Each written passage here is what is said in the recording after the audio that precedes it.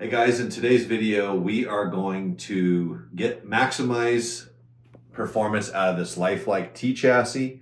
This was part of our thrift store finds. I can't say that for some reason, but I believe this was from the one that said David's Toy Cars. And that was a lot of fun showing you guys that one. I laughed my head off when someone said David's probably still looking for those cars. Unfortunately, they're here now. But yeah, this thing, pretty roached, but also pretty normal for how you would find a car like this. This is, I think this is like late 90s, early 2000s. So I drive a Dodge Stratus. I'm gonna make sure that it runs really quick.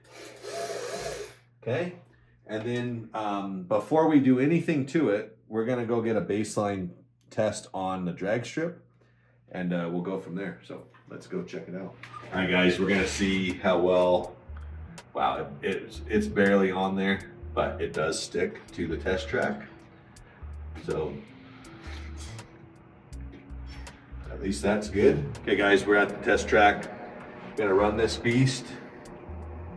No idea what it's gonna do. It's probably gonna be pretty loud, dirty sounding. Oh, did a burnout. What a rip. 196.51.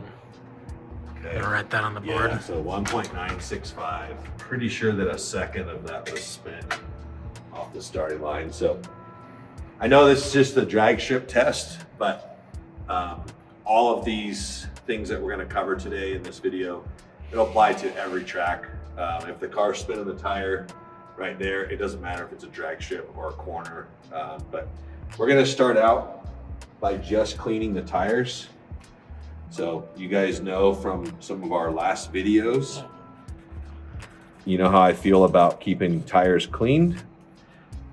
These ones, I can tell that there is a ton of like grime on them. They're really, really hard. It's just years and years of running them. Who knows what kind of special potion or, whatever crap guys put on tires that they were told worked good. I don't put anything on them. I don't do that, especially on RC stuff, or sorry, on slot car stuff. RC stuff a little bit different, but we're gonna just, for the heck of it, we'll just see what that does. Kind of do things one step at a time here. So 1.965. Let's see what it does this time. Okay. Still spun those hard tires. Wow.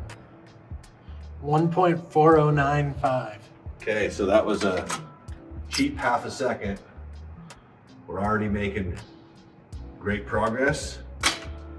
Next thing I'm gonna do, I'm gonna just pop the body off of this thing. So you guys wanna look in here, typical T chassis.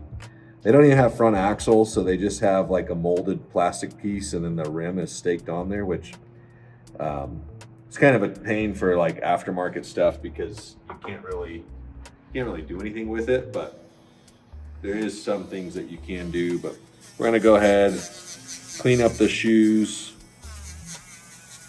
To my knowledge, there are not pickup shoes available for these things anymore. So you have to do the best with what you have. And if you look at this one, you can see this one is bent up. That one looks a little bit more normal, but we might have to flatten that one out.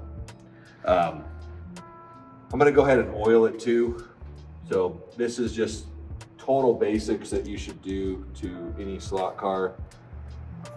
I'm sure some guys are saying I would have done that before I even ran it, and that's probably true, but for this video we're just showing you guys kind of what to think. There's a bunch of hair wrapped around the motor in this thing. Oh.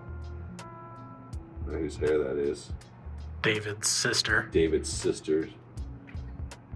What's David's sister's name? Jenny? What was a good name from back from when this was, this was a kid? Peggy, Susie.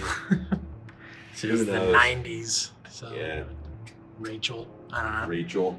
All right, so clean the tires, clean the pickup shoes, oiled her up. Still gonna have wheel spin off the line, but see if we can get a little more out of it.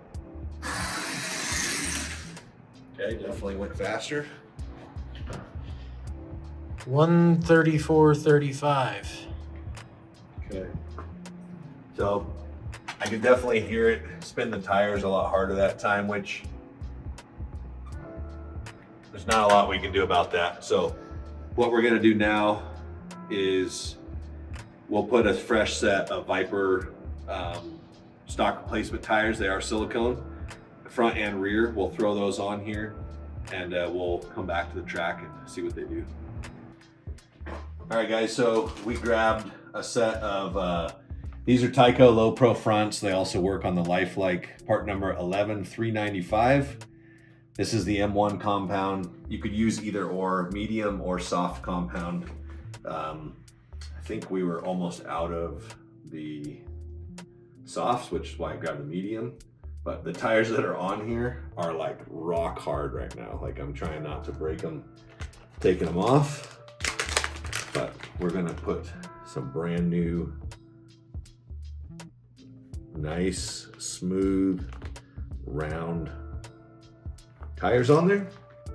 The rears, it's the Viper PST silicone Lifelike rear black S1 compound, part number 22692. These are a direct replacement tire for this car. So if you have the Lifelike T Chassis or the M Chassis, these will work on both of them. So let's get these off of here. So I'm just trying to take these off without breaking them. Even though I probably will never use them again, they might be usable to somebody. So I don't want to, I'm not into destroying stuff. I'm not a whistling diesel. Let's see. Okay, and as always, you want to spin it, make sure that your tires are rolling as smooth as possible.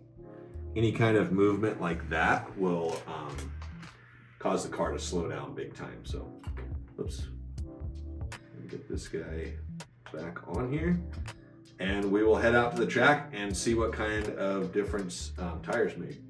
Okay guys, got the car back out here. Got fresh tires on it. Nothing else has changed. Last pass 1.34. Remember we were spinning the tire pretty bad. Let's see what we got now. Wow, 913.3. All right, so 0.4 of a second. And more than 1 whole second faster than when we started, okay? We're talking a second faster on 15 feet of track, which pretty wild. So we'll write that number up there, 913. It's actually a really good number and it's really low in that index. So if you wanted to send in a car like this to run in our SCDRL group, I don't have the bracket or the index up there anymore, but we do have a 900 index. That's exactly where this car would be. And with that reaction time, that ET, I'd race the heck out of that thing. So we are gonna do one more thing. I'm gonna put some comm drops in on the comm. I just wanna see what that does, just because I know that this thing has had the snot run out of it. So you can't really see where the comm is or the brushes. So I'm just kind of, you know, pretending like taking a leak at night with the light off. You know where the toilet's there. Yep. It's Don't kind get of it on your foot. kind of miss. You know the drill.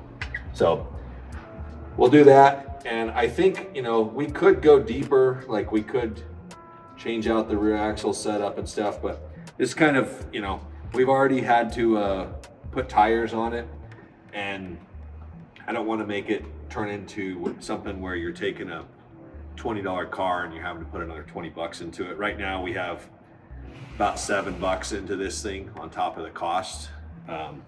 So we're just seeing what we can get out of it on a budget. Let's see if we can beat that 913. Yep, 863.8. Okay, so the good thing with the comm drops is any oxidation that's on there, it just cleans that off right away. So that's pretty much what you've seen right here. The oxidation will come back eventually, but if you were running this car on the track or whatnot, and you were running it more frequently, you wouldn't have to do that as much. That's kind of just like a revival tool. But I'm gonna go ahead and write that number on the board here. And basically this is our progression. So up here was as received, tires cleaned, I think pickup shoes cleaned. This was Viper tires, which obviously was a huge improvement. And then this one was really just cleaning the oxidation off of the armature. So there's still a little bit more that could be done. Like I said, there could be, you know, we could do a gear change, we could flatten out the shoe. But I think to keep it within budget and to keep the minimal amount of time on this car, as far as what we're doing to it, those steps that we did, huge improvement, well over a second, which will translate to a lot more speed on any track. So hopefully you guys enjoyed the video. If you have tips or tricks for Lifelike T Chassis, let me know. Don't tell me to throw it away. Okay, I was gonna just take the chassis and put a Viper chassis under there, but I didn't want to do that. I want to be that guy. Not today anyways. Feeling good today. Still early. But hopefully you guys enjoy the video. Make sure you like, subscribe, share it too if you can, because we're trying to grow the channel, and we know there's a lot of slot car channels out there, but we're trying to do this consistently. And if you have ideas for other things that you'd like to see us work on or improve on, let us know. You can email us support@viperscalracing.com. That's it. We'll see you on the next one.